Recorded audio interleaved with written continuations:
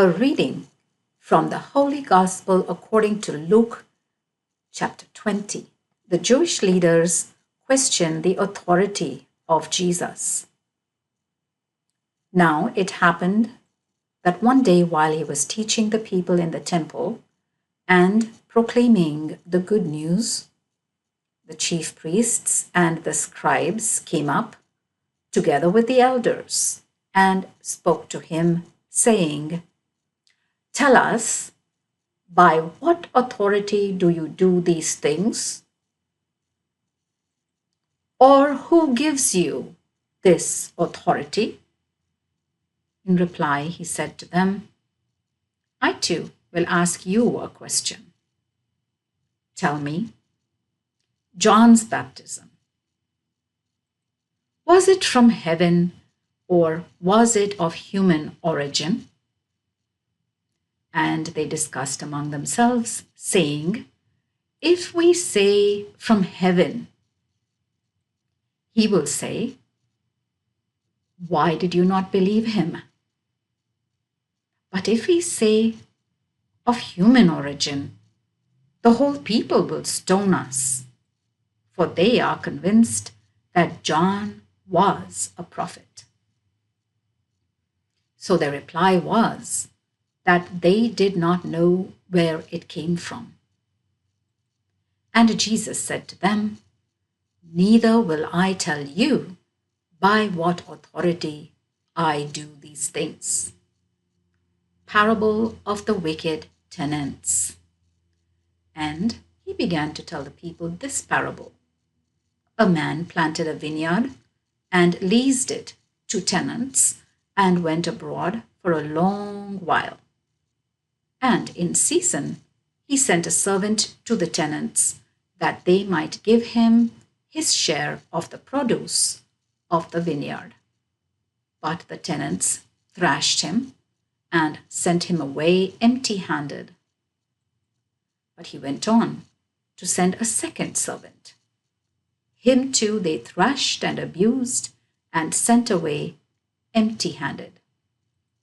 He still went on to send a third. They wounded this one too and threw him out.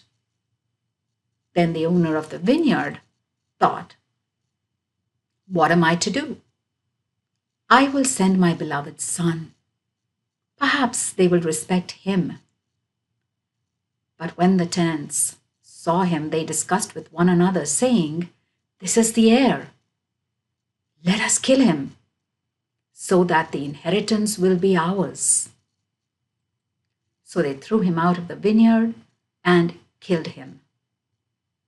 Now, what will the owner of the vineyard do to them? He will come and destroy these tenants and give the vineyard to others. Hearing this, they said, "God forbid." But he looked hard at them and said, "Then what does this text in the scriptures mean? The stone which the builders rejected has become the cornerstone. Everyone who falls on that stone will be dashed to pieces. Anyone it falls on will be crushed." And the scribes and the chief priests sought to lay hands on him that very moment. But they were afraid of the people, for they realized that he had told this parable against them. On tribute to Caesar. So they awaited their opportunity and sent agents, pretending to be righteous, to catch him out in speech, so as to hand him over to the jurisdiction and authority of the governor. They put to him this question, "Teacher, we know that you say and teach what is right. You show deference to no one, but teach the way of God in all honesty. Is it permissible for us to pay taxes to Caesar or not?" But he was aware of their evil intent and said to them, "Show me a denarius. Whose image and inscription are on it?" They said, "Caesar's." He said to them, "Therefore, pay Caesar what belongs to Caesar, and God what belongs to God." They were unable to catch him out in anything he had to say in public. They were amazed at his answer and kept silence.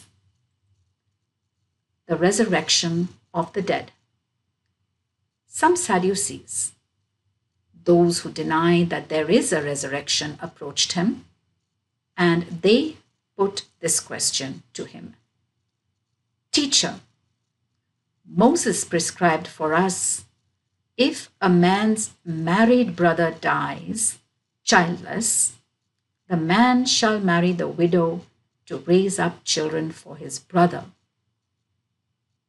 Well then, there were 7 brothers. The first, having married a wife, died childless. The second, and then the third, married the widow. And the same with all 7, they died, leaving no children. Finally, the woman herself died. Now, at the resurrection, whose wife will she be, since she had been married to all 7? Jesus replied, "The children of this world take wives and husbands, but those who are judged worthy of a place in that world and in the resurrection from the dead do not marry, because they can no longer die, for they are the same as the angels, and being children of the resurrection, they are children of God." And Moses himself implies that the dead rise again. In the passage about the bush, where he calls the Lord the God of Abraham, the God of Isaac, and the God of Jacob. Now he is God, not of the dead, but of the living, for to him everyone is alive. Some scribes then spoke up.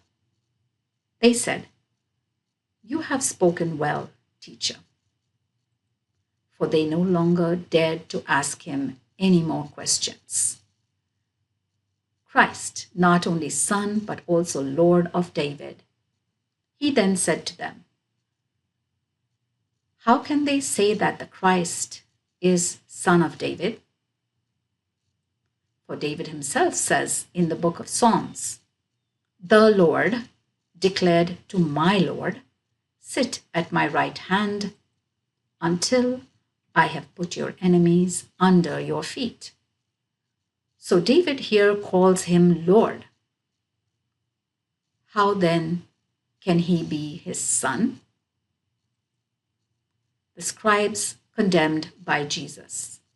While all the people were listening, he said to the disciples, "Beware of the scribes who like to walk about in long robes and love to be greeted in the market squares, to take the front seats in the synagogues and the places of honor at banquets, who devour the property of widows and, as an excuse, offer long prayers.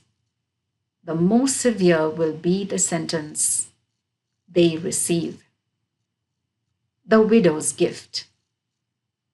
The word of the Lord.